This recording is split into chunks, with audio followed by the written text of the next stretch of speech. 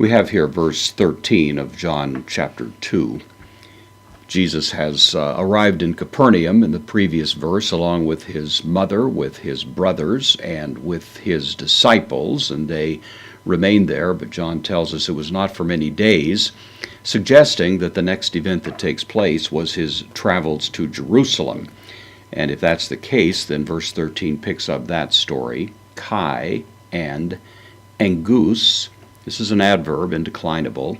It simply means near at hand, just about to take place. Kai engus ein, third person singular of a me, I am, and it was near, to Pascha, the Paschal celebration, the Passover, of course.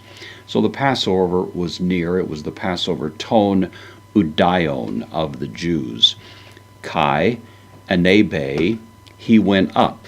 We had, or katebe in the previous verse. This is the opposite of it.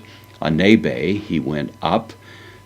Eis Yerusoluma, to Jerusalem. Ho Jesus, Jesus went up to Jerusalem.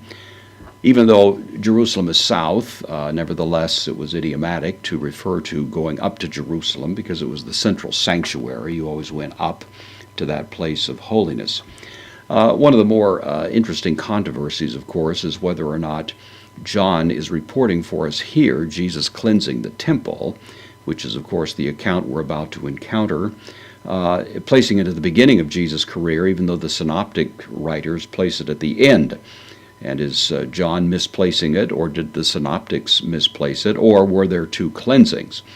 The traditional view has been the latter, that Jesus actually went up, beginning in his ministry period, and engaged in this cleansing activity that we're going to be looking at in this following text, and then did it again at the end of his ministry.